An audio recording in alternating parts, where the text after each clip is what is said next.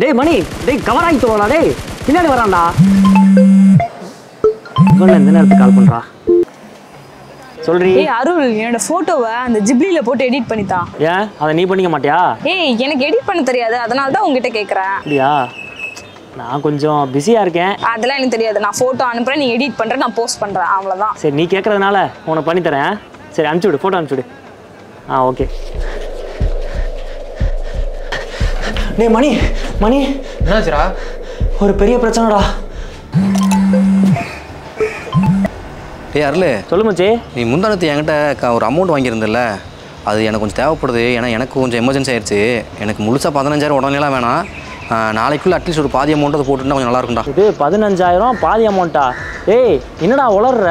ஏய் நான் உளரல, நீ தானடா முந்தானத்து வாட்ஸ்அப்பில் எனக்கு எமர்ஜென்சி கொஞ்சம் காசு போட்டுறான்னு சொன்னேன். நான் அதை கூட ஸ்கிரீன்ஷாட் அனுப்பி விட்ருக்கேன்டா.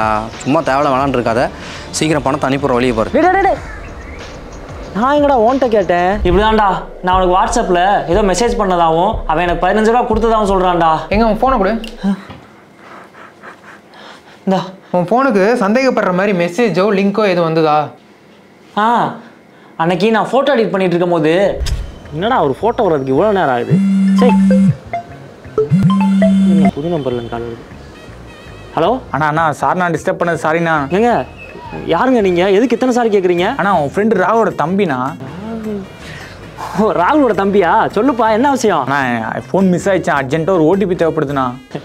என்னப்பா நீயும் உங்கள் அண்ணன் மாதிரியே இருக்கேப்பா, ஃபோனை பத்திரமா வச்சுருக்க தெரியாதா? சரி இரு, இந்த பார்த்து சொல்கிறேன். என்னப்பா எதுவுமே வரலையே? வாட்ஸ்அப்பில் வந்திருக்கோம் பாருண்ணா. வாட்ஸ்அப்பா? ஆமாப்பா, ஒரு 6 டிஜிட் வந்திருக்கு. சொல்கிறேன், 370 461. ஓகேண்ணா. சரிப்பா. ஃபோட்டோ வேறு இன்னும் வந்து தொலைய மாட்டேது. என் ஃப்ரெண்டோட தம்பி தான்டா ஃபோன் பண்ணி ஃபோன் தொலைஞ்சிருச்சு, ஓடிபி சொல்லுன்னு சொன்னியா, அதனால தான் சொன்னேன். அவன் ஒன்றும் அப்படி பண்ணியிருக்க மாட்டான். டேய், உன் ஃப்ரெண்டை கேட்டாலும் ஓடிபிலாம் கொடுக்கக்கூடாதுடா. இந்தா அவன்கிட்ட முதல்ல ஃபோன் பண்ணிக்கல. ஹலோ ராகுல். சொல்கிறா. டேய், உன் தம்பி எனக்கு ஒரு நாள் ஓடிபி கேட்டான்டா. தம்பியா? டேய் எனக்கு எதிரா தம்பி? டேய் என்னடா சொல்கிற? டேய் மச்சி, சரக்கு அடிச்சிருக்கியா? ஃபோனை விடா. டேய் அவனுக்கு தம்பியே இல்லையாண்டா? எப்படா இருப்பான்? ஏண்டா உனக்கு வாட்ஸ்அப்பில் ஒருத்தன் ஓடிபி கேட்டிருக்கான், நீயும் தெரியாமல் ஷேர் பண்ணியிருக்க. லூஸாடா நீ? அவ்வளோ அசால்ட்டு தானா? இல்லைடா, அன்னைக்கு என் கேர்ள் ஃப்ரெண்டு அவளோட ஃபோட்டோ ஒன்று அனுப்பி ஏஐயில் எடிட் பண்ணி தர சொன்னான். அதில் பிஸியாக இருந்துட்டேன்டா. என்ன பெரிய விஷயம்? ஏண்டா ஏஐன்னு இப்போ போயிட்டு இருக்கீங்களே, இந்த மாதிரி ஃபோட்டோலாம் எடிட் பண்ணால் அதுவே பெரிய ஸ்கேம்னு சொல்லி சொல்கிறாங்க தெரியுமா? இப்போ உன் பர்சனல் ஃபோட்டோ அதில் போயிட்டு ஏஐயில் எடிட் பண்ணுறியே, அந்த ஏஐ வந்து நம்மளுடைய பெர்மிஷனே இல்லாமல் அந்த ஃபோட்டோவை வேறு எதுக்கும் யூஸ் பண்ணிக்கலாம் அப்படின்னு சொல்கிறாங்க. அது மட்டும் இல்லை, ChatGPTயில் போட்டு பார்த்ததுக்கு ChatGPTயே சொல்லியிருக்கு இந்த மாதிரி ஃபோட்டோ அப்லோட் பண்ணுறது சேஃப் இல்லை அப்படின்னு சொல்லி. ஓ, என்னடா எப்படி சொல்கிற?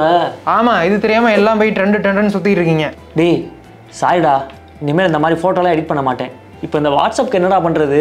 டேய், இது உனக்கு மட்டும் இல்லை, இந்த மாதிரி வாட்ஸ்அப் ஸ்கேம் ரீசெண்டாக நிறைய பேர் நடந்திருக்கு. ஜெயந்த் பாய் அப்படிங்கிற ஒருத்தருக்கும் தமிழ்நாட்டில் ஃபேமஸான RJ செந்தில் அப்படிங்கிறவருக்கும் நடந்திருக்கு. இப்போது இந்த 2 கேஸ்லையுமே ஜெயந்த் பாய் அப்படின்னு சொல்லி ஃபஸ்ட்டு சொன்னேன்ல, அவருக்கும் உன்ன மாதிரியே தான். உனக்கு எப்படி உன் ஃப்ரெண்டோட தம்பின்னு சொல்லி தெரிஞ்ச மாதிரியே பேசி ஓடிபி வாங்கினா, அதே மாதிரியே அவருக்கு வந்து ஃப்ரெண்டோடைய ஓல்டு நம்பர் அப்படின்னு சொல்லி சேவ் பண்ணி வச்சுருந்த மாதிரியே கான்டாக்டில் வந்து மெசேஜ் பண்ணி அவர்கிட்ட பேசி ஃப்ரெண்டு மாதிரியே ஓடிபி வாங்கிட்டான். அந்த மாதிரி அவருடைய வாட்ஸ்அப்பை ஹேக் பண்ணிட்டு அவருக்கு தெரிஞ்சவங்கள்ட்டலாம் ஏமாற்றிட்டான் பணத்தை. அப்படி சென்னையில் கூட நிறைய பேர் ஏமாந்தாங்க அப்படின்னு சொல்லி அந்த செய்தியிலே போட்டிருந்தாங்க. அடுத்து வந்து RJ செந்திலுக்கு எப்படி ஸ்கேம் ஆனிச்சுன்னா, ஒருத்தன் சப்பையா ஆன்லைன்ல ஒரு வாட்ஸ்அப் மெசேஜ்ல 15,000 ரூபாய் என்கிட்ட இருந்து ஆட்டையை போட்டாங்க. கோயம்புத்தூரில் ஒரு பிரபலமான ஹோட்டல் பிஸ்னஸ் மேனு அவருடைய வாட்ஸ்அப்பை ஹேக் பண்ணிட்டு அதில் வந்து RJ செந்திலோட கான்டாக்ட்லாம் இருந்திருக்குது. இப்போ அந்த பிஸ்னஸ் மேன் அக்கௌண்ட்லேருந்து RJ செந்திலுக்கு மெசேஜ் பண்ணியிருக்காங்க, இந்த மாதிரி அர்ஜென்ட்டு எமர்ஜென்சி 15,000 ரூபா காசு வேணும் அப்படின்னு சொல்லியிருக்காங்க. இவருமே அதை நம்பி சரி ஜிபே பண்ணுங்க, நம்பர் அனுப்பிச்சிருங்க அப்படின்னு சொல்லவும் அவங்க ஒரு ஜிபே நம்பர் அனுப்பிச்சிருக்காங்க. அந்த நம்பருக்கு இவருமே ஷேர் பண்ணிட்டார். அதுக்கப்புறமா அவர்கிட்ட ஃபோன் பண்ணி கேட்டால், இவர் RJ செந்தில் என்ன பண்ணியிருக்காரு, ஹோட்டல் பிஸ்னஸ் மேன்கிட்ட ஃபோன் பண்ணி கேட்கும்போது இந்த மாதிரி என் வாட்ஸ்அப்பே ஹேக் பண்ணிட்டாங்க, நிறைய பேர் இந்த மாதிரி ஏமாந்துட்டாங்க, தயவு செஞ்சு யாரும் காசு கேட்டால் கொடுக்காதீங்க அப்படின்னு சொல்லிட்டு இந்த மாதிரி போலீஸில் கம்ப்ளைண்ட் பண்ணியிருக்கேன் அப்படின்னு சொல்லி சொன்னார். அதான் பாடுறா, ஒரு ஓடிபி கொடுக்க போய் எப்படி மாட்டிக்கிட்டேனடா. டேய், ஓடிபி வச்சு மட்டும் இல்லை, ஓ நம்பருக்கே வேறு ஒரு சிம் ரெடி பண்ணி வாட்ஸ்அப்பை ஹேக் பண்ணுறாங்க. அதே மாதிரியே வாட்ஸ்அப் வெப்பை வந்து ஹைஜாக் பண்ணுறாங்க. அதே போலவே உனக்கு திடீர்னு ஒரு கால் வரும், உங்கள் நெட்டு ஸ்லோவாக இருக்கா, நீங்கள் இந்த நம்பருக்கு டயல் பண்ணீங்க அப்படின்னா உங்கள் நெட்டு ஸ்பீட் ஆகும் அப்படின்னு சொல்லி சொல்லுவாங்க. நீங்கள் அந்த நம்பருக்கு டயல் பண்ண அப்படின்னா உன்னுடைய ஆக்சஸ் எல்லாமே அவங்க எடுத்து அது மூலமாக வாட்ஸ்அப்பை ஹேக் பண்ணுறாங்க. அதுக்கப்புறமா மால்வேர் வந்து உன்னுடைய ஃபோனில் இன்சர்ட் பண்ணி உன்னுடைய ஆக்சஸ் எல்லாமே அவங்க எடுத்துக்கிட்டு இந்த மாதிரி ஸ்கேம் பண்ணுறாங்க. அதே மாதிரியே கால் மெர்ஜிங் ஸ்கேம் அப்படின்னு சொல்லி ஒன்று இருக்குது. அதாவது உன் ஃப்ரெண்டு நான் அவருக்கு வந்து பேலன்ஸ் இல்லை, அதனால் இதிலேருந்து பண்ணுறேன், காலை மெர்ஜ் பண்ணிட்டா அப்படின்னு சொல்லி சொல்லுவாங்க. நீங்கள் பண்ணுங்க அப்படின்னு சொன்னீங்கன்னா அது மூலமாக ஓடிபிலாம் அவங்க ஆக்சஸ் பண்ணி உன்னோட டேட்டாலாம் திருறாங்க. இந்த மாதிரி வாட்ஸ்அப் ஹேக் பண்ணி அதில் இருக்கக்கூடிய பர்சனல் இன்ஃபர்மேஷன்லாம் எடுத்து பேங்க் டீட்டெயில்ஸ்லாம் எடுத்து பெரிய ஸ்கேமே பண்ணிட்டு இருக்காங்க. டேய், இந்த வாட்ஸ்அப்பு, ஃபேஸ்புக்கு, இன்ஸ்டாகிராமு இதெல்லாம் இப்போ யூஸ் பண்ணாத ஆளே கிடையாது, யூஸ் பண்ணாமல் இருக்கவும் முடியாது. இப்படி இருக்கப்போ என்னடா பண்ணுறது? டே, சோசியல் மீடியாலாம் யூஸ் பண்ணலாம், ஆனால் யூஸ் பண்ணோம் அப்படின்னா ஒரு சில செட்டிங்ஸ்லாம் இருக்குது, அதெல்லாம் மாற்றி வச்சுட்டு யூஸ் பண்ணுங்கன்னு சொல்கிறாங்க. இப்போ எக்ஸாம்பிள் பார்த்துட்டுனா வாட்ஸ்அப்பை பொறுத்த வரைக்கும் 2 ஸ்டெப் வெரிஃபிகேஷன் அப்படின்னு சொல்லிருக்கோம். அது எப்படி பண்ணுறதுன்னா, இப்போ வாட்ஸ்அப்பில் போயிட்டு செட்டிங்ஸ் ஆப்ஷன் இருக்குல்ல, அதுக்குள்ளே போனோம் அப்படின்னா அக்கௌண்ட் அப்படின்னு சொல்லி ஆப்ஷன் இருக்கும். அதுக்குள்ளே போனோம்னா 4வதாக 2 ஸ்டெப் வெரிஃபிகேஷன் அப்படின்னு சொல்லியிருக்கோம். அதில் போய் டர்ன் ஆன் அப்படின்னு சொல்லி கொடுத்தோம் அப்படின்னா 6 டிஜிட்டில் நம்ம பாஸ்வேர்டு செட் பண்ணிக்கிற மாதிரி இருக்கும். செட் பண்ணிட்டு கன்ஃபார்ம் பாஸ்வேர்டு அதே 6 டிஜிட்டில் கொடுத்தோம் அப்படின்னா சேவ் பண்ணோம் அப்படின்னா நம்மளுடைய வாட்ஸ்அப்பில் பின் செட் ஆயிரும். அதுக்கப்புறமா மெயில் ஐடியை நம்ம இணைச்சி வச்சுக்கிற மாதிரி இருக்கும். நம்மளுடைய மெயில் ஐடியை அதை லிங்க் பண்ணி வச்சுக்கலாம். இப்படி பண்ணி வச்சிட்டோம்னா போதும், நம்ம வாட்ஸ்அப்பை யாரும் ஹேக் பண்ண முடியாது. ஹேக் பண்ணுறது ரொம்ப கஷ்டம் அப்படின்னு சொல்லி சொல்கிறாங்க. ஒருவேளை நீ பண்ணாமல் உன் வாட்ஸ்அப்பை ஹேக் பண்ணிட்டாங்க அப்படின்னா அவங்க என்ன பண்ணிடுவாங்க, 2 ஸ்டெப் வெரிஃபிகேஷன் இந்த மாதிரி பண்ணி வச்சிட்டாங்க அப்படின்னா உன்னுடைய வாட்ஸ்அப்பை உன்னால் 7 நாளைக்கு அக்சஸ் பண்ண முடியாது அப்படின்னு சொல்லி சொல்கிறாங்க.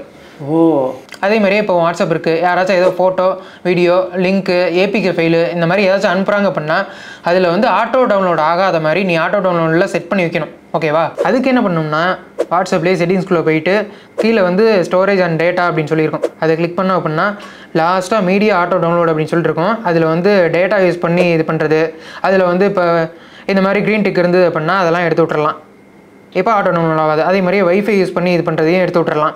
ஸோ இந்த மாதிரிலாம் செட்டிங்ஸை நம்ம மாற்றி வச்சிட்டோம் அப்படின்னா நமக்கு தேவையான ஃபைலை மட்டும் டவுன்லோட் பண்ணிக்கலாம். தேவையில்லாத எதுவுமே அதாவே ஆட்டோ டவுன்லோட் ஆகி அது மூலமாக ஸ்கேம் நடக்கிறத தடுக்கலாம். டேய், நீ ஸ்கேம் நடக்காமல் இருக்கிறதுக்கு என்னென்ன பண்ணணுமோ அதெல்லாம் சொல்லிக்கிட்டு இருக்கடா. இப்போ எனக்கு நடந்துருச்சு, இப்போ அதுக்கு என்ன பண்ணணும் அதை சொல்லு முதல்ல. டே, உனக்கு நடந்துருச்சுடா, மற்றவங்களுக்குலாம் நடக்காமல் சேஃபாக இருந்துக்க வேணாமா? சரி, இப்போ நீ என்ன பண்ணணும்னா வாட்ஸ்அப்புக்குன்னு சொல்லி ஒரு ஐடி இருக்குது, அதுக்கு வந்து கம்ப்ளைண்ட் பண்ணலாம். அப்படி இல்லை அப்படின்னா சைபர் கிரைமில் ஃபஸ்ட்டு கம்ப்ளைண்ட் பண்ணுவோம். சைபர் கிரைமோட வெப்சைட் இருக்குது, அதுவும் இல்லாமல் அவங்களுடைய கால் நம்பர் இருக்குது. ஓகேவா? டோல் ஃப்ரீ நம்பர் இருக்குது, அந்த நம்பருக்கு நம்ம கால் பண்ணி சொல்லுவோம். அதுவும் இல்லாமல் உன்னுடைய கான்டாக்ட்லாம் இருக்காங்கல்ல, அவங்களுக்குலாம் ஒழுங்காக இன்ஃபார்ம் பண்ணி என்னுடைய வாட்ஸ்அப் இந்த மாதிரி ஹேக் பண்ணிட்டாங்க, எந்த ஒரு மெசேஜ் வந்தாலும் யாரும் ரெஸ்பாண்ட் பண்ணாதீங்க அப்படின்னு சொல்லிடு. டேய், இன்னும் என் வாட்ஸ்அப் நம்பர் வச்சு எத்தனை பேருக்கு மெசேஜ் பண்ணியிருக்கேன், எத்தனை பேருக்கு கால் பண்ணியிருக்கேன்னு தெரியலடா. முதல்ல போய் இந்த சைபர் கிரைமில் போய் கம்ப்ளைண்ட் கொடுக்கணும்டா. வாடா. சரி, போகலாம்டா. முன்னெல்லாம் ஏடிஎம் பின் சொல்லுங்கள், பேங்க் ஓடிபி சொல்லுங்கள் அப்படின்னு சொல்லி ஃபோன் பண்ணி கேட்டு ஸ்கேம் பண்ணிருந்தாங்க. ஆனால் இப்போல்லாம் வாட்ஸ்அப், டெலிகிராம், இன்ஸ்டாகிராம் நம்மளுடைய சோசியல் மீடியாவை ஹேக் பண்ணி அதில் இருக்கக்கூடிய பர்சனல் டீட்டெயில்ஸ் எடுத்து ஸ்கேம் பண்ணிருக்காங்க. ரீசெண்டாக கூட ஜஸ்டிஸ் ஆனந்த் வெங்கடேஷ் என்ன சொல்லியிருக்காங்கன்னா, கடந்த 6 மாதத்தில் மட்டும் 500 சைபர் கிரைம் நடந்திருக்கு அப்படின்னு சொல்லியிருக்காங்க. அது மட்டும் இல்லாமல் 2024 மட்டும் வாட்ஸ்அப், இன்ஸ்டாகிராம், டெலிகிராம் இதில் மட்டும் 1 லட்சம் சைபர் கிரைம் நடந்திருக்கு அப்படின்னு சொல்லியிருக்காங்க. இந்த மாதிரிலாம் சோசியல் மீடியாவில் ஸ்கேம் நடக்கிறனால உங்களுடைய ஓடிபி வேறு யாருக்கும் போகாது, அதே போலவே வேறு யாரோடைய ஓடிபியும் உங்களுக்கும் வராது. யாரும் என்னோட ஓடிபி உனக்கு வந்துருச்சுன்னு சொல்லி கால் பண்ணி கேட்டாலோ இல்லை பணம் கேட்டாலோ வெரிஃபை பண்ணிட்டு கொடுங்க, வெரிஃபை பண்ணாமல் கொடுக்காதீங்க. அதே மாதிரியே உங்களுக்கு இந்த மாதிரி சைபர் கிரைம் நடந்தது அப்படின்னா அதை பற்றி கமெண்ட்டில் சொல்லுங்கள். தேங்க்யூ. இந்த ட்ரஸ்ட் ஏன் இவ்வளோ விலை உயர்ந்ததாக இருக்குன்னு உங்களுக்கு தெரியுமா? Because it's in great demand and is always in short supply.